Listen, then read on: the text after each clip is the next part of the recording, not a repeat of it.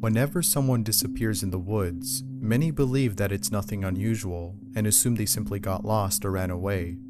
Common explanations like these are said by many to show that there's nothing strange about a person's disappearance, especially in wooded areas. But after watching this video, you will see that there is in fact something very strange about these cases, specifically cases of missing people in and around national parks. And it's the elements of these cases that make them bizarre, such as people vanishing without a trace and never being found. And if they are found dead, usually with no explanation to their cause of death. This is pointed out by retired law enforcer David Paulides, who has done extensive research on people who've disappeared in national parks and forests, and he claims to have discovered something quite eerie about these cases. Each one is very similar to other cases of national park disappearances. Simply put, Paulides claims to have found a correlation within these incidents. This is not to say that all cases are similar because all cases happened at a national park, no, but rather similar because each one shares elements that occur many times in other reports. And what's odd is the fact that some cases defy logic or explanations. Now, whether you see a correlation or not, everyone surely agrees that the cases are strange on their own. According to Paulides' profile points, some common factors found in these cases are bad weather occurring after the person went missing, finding the person's body in a location previously searched, and finding them in an area physically impossible for the missing person to reach. To explain how the body was found at such location, a skeptic might say that a mountain lion dragged the person, but Paulides is very careful when choosing missing persons cases, putting aside reports of animal attacks or incidents of foul play, and filtering out cases where the person had suicidal tendencies. Besides scrutinizing and comparing these cases, Paulides backs up his research with forensic files and autopsy reports of dead missing people, which not only adds to his credibility, but has led many to find his research even more believable. However, many say it is not the facts he presents that makes his research both convincing and quite frightening, but the fact that most elements in these cases occur over and over in other cases.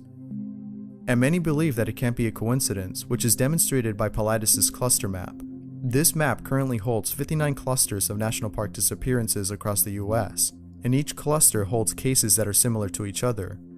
Surprisingly, there are no cases near the center of the US. Many have proposed theories for these unexplained disappearances. One theory states that extraterrestrials are abducting people in wooded areas, while another theory called the Woodward effect states that people standing in certain locations can travel through benign wormholes in between dimensions due to very strong electromagnetic fields.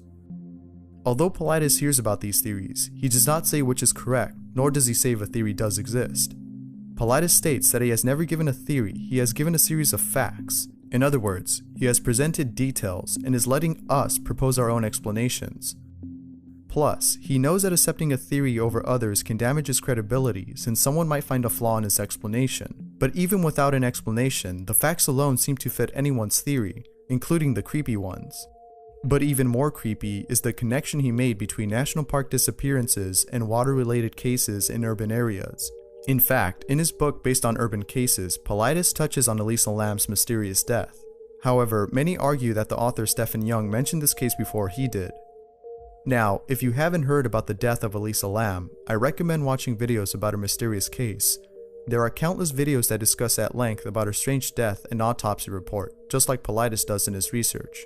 But it isn't Elisa Lam's case that he solely mentions, nor is it the most chilling case in his research. For example, his research on Henry McCabe's death not only shows elements commonly found in other cases, but reminds us of McCabe's disturbing voicemail he sent moments before his death. Here's a clip of the chilling audio from ABC News.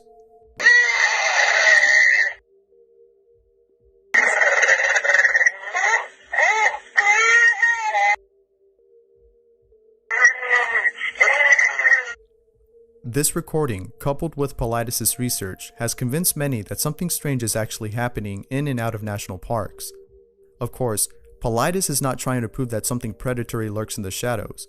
He's just, as he states many times, laying out the facts from certain cases and showing a pattern within them. Consider the following 3 cases mentioned in Paulides' research. Try pointing out any similarities between them, besides all 3 being bizarre. Starting off with an incident from an urban setting, Jelani Brenson, an athletic soccer player and highly religious college student, went to a house party on April 17, 2009 in Anoka, Minnesota, the city he lived in. During the party, he receives a phone call which appeared to upset him. He then walks out the front door of the house to leave the party for a bit. Moments later, Jelani's friends, who were also at the party, realize Jelani has been outside for a long time. Soon after realizing his long absence, they walk outside and begin to search for him. After failing to find Jelani, they report him missing. Then, on Saturday, April 25, 2009, an employee of Greenhaven Golf Course in Anoka saw a floating body in the golf course pond. It was Jelani Brenson, floating in approximately 2 to 3 feet of water. Now here's where it gets weird.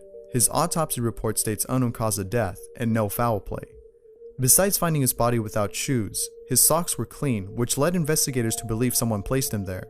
It would be impossible for Jelani to end up in a muddy location without having a single stain on his socks.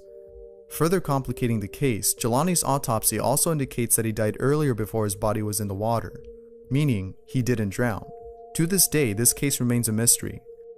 Now, if you don't think this case is bizarre enough, then wait till you hear this next one.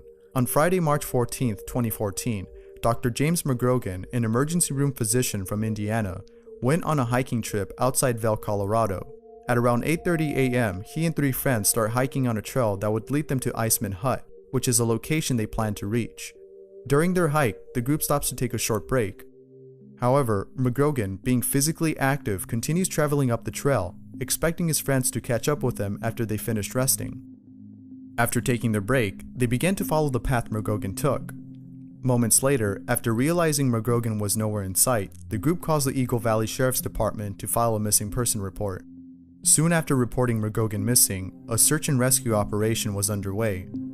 Then, on Tuesday, March 18th, severe winter weather struck the area, causing all search efforts to come to a halt, thus permanently ending the search for McGrogan. Then, 20 days later, 3 hikers spotted a body at the bottom of an ice chute near the Booth Falls trailhead. It was McGrogan's body. Now here's what's boggling about this case. His body was found 4.5 air miles from where he was last seen. Even more odd is the fact that no tracks were left by McGrogan as he traveled over 4 air miles to Booth Falls. After recovering his body, coroners noticed he was missing his long hiking boots and saw that his cell phone still had power and phone service at the location he was found at. This caused investigators to ask why he didn't call for help if he could do so. McGrogan's case remains shrouded in mystery, and this next case is probably the most mysterious I've come across. In 1974, Charles McCullough, a young photographer from Virginia, embarked on a road trip around the country. During his trip, McCullough stops at a friend's house in Eugene, Oregon. While staying over, McCullough decides to take a trip to Crater Lake, hoping to take some great photos of the area. Little did he know that this would be the last time anyone would see him alive. Soon after his absence, McCullough was reported missing. Immediately after hearing about his son's disappearance, McCullough's father traveled to Crater Lake and searched day and night for his son. After searching and finding no traces of Charles, McCullough's dad stopped searching. Then, 2 years later, 2 hikers stumbled across a torn backpack that contained a Volkswagen key. It was the key to McCullough's car back in Virginia. Soon after discovering this, park rangers were sent to search the area. Moments later, they found McCullough's body. This next part gets weird. Right away, the rangers noticed something very odd about McCullough's corpse. Only the bones of his toes and pieces of his shin bones can be seen, but the rest of his body was missing. Further adding to the weirdness of this incident, on the day he disappeared, there was 7.5 feet of snow on the ground, and McCullough somehow managed to travel 12 miles through this mountain of snow to where his body was recovered. Even more strange is the fact that he didn't have his boots on, nor some of his clothes, like in the previous 2 cases. Granted, it's a known fact that some people strip their clothes off when exposed to extremely cold weather, which may explain why McCullough was found without some of his clothes, but what's still odd is that McCullough's boots were never found. And in the previous case, McGrogan's boots were also never found. Except for Jelani Brenson, his shoes were found, but not on his feet. Indeed, in all 3 cases, all bodies were found in locations physically impossible for the person to reach. In Jelani's case, how was he able to walk across mud and still have clean socks? In both Dr. McGrogan's and McCullough's case, how did both travel such lengthy and treacherous distances, especially without any shoes? Now, the bad weather that occurred in McGrogan's case is just one of many elements found in Pilatus' cases, even though it didn't happen in McCullough's nor in Jelani's case. Doubtless, Paulides presents such cases to show their resemblance. If you're not convinced that all three incidents are connected or share a pattern in any way, then you're not alone. Although everyone can agree that the cases alone have strange aspects, some disagree that a connection or pattern is evident between these incidents. Indeed, Paulides' research on these mysterious disappearances are based on facts. However, some claim that he's cherry-picking cases, which is a logical fallacy that occurs in researches. This is demonstrated by the fact that some of Paulides' profile points can be easily explained. For example, the bad weather that occurs in most of these cases is nothing unusual. Bad weather usually occurs at high altitudes, which is where most of these cases take place. This, among other explanations, may prove that Paulides searches for cases that fit his paradigm, while giving less attention to cases or possible explanations that contradict his criteria, or better known as profile points. Simply put, the cases in isolation are bizarre, but claiming that a correlation or pattern exists between these cases is hotly debated. However, with this new movie coming out in 2017, he may be able to garner more attention and probably persuade other credible professionals to support his research. Whether his research has meaning or not, Paulides points out something critical that everyone can agree on: the lack of a federal database for reports of missing people on federal lands. The fact that Paulides is often denied access to missing persons reports from national parks, even after submitting FOIA request forms, has raised awareness of this problem. He's either denied access or told they have no records of missing people. Thus, a reader of Paulides' work started a petition to make the Department of Interior accountable for persons missing in U.S. national parks and forests. Besides raising awareness of this problem, Paulides' books cause families who've lost loved ones to realize they're not alone. Through his work, they're able to see that others have experienced the same frustrations they went through after they're lost. And the fact that people are reading about their stories reassures them that their loved ones will not be forgotten. Of course, Paulides first gets their permission to publish their accounts, but according to Paulides, they usually come to him first, wanting their stories published. In addition to reading these unexplained cases, readers are left feeling unsettled by these unusual death and disappearances. And the fact that all cases are based on facts makes it even more frightening. So the next time you go hiking, be sure to carry a personal locator beacon and hike with someone else, as Paulides suggests, because doing so will decrease your chances of becoming another statistic in his research. No one knows what's out there, and as more unexplained disappearances occur, our understanding of the world becomes even more shrouded in mystery. Thanks for watching, and I hope you found this video entertaining and informative. There's much more to be said about Missing 411, and I've only mentioned it briefly in this video.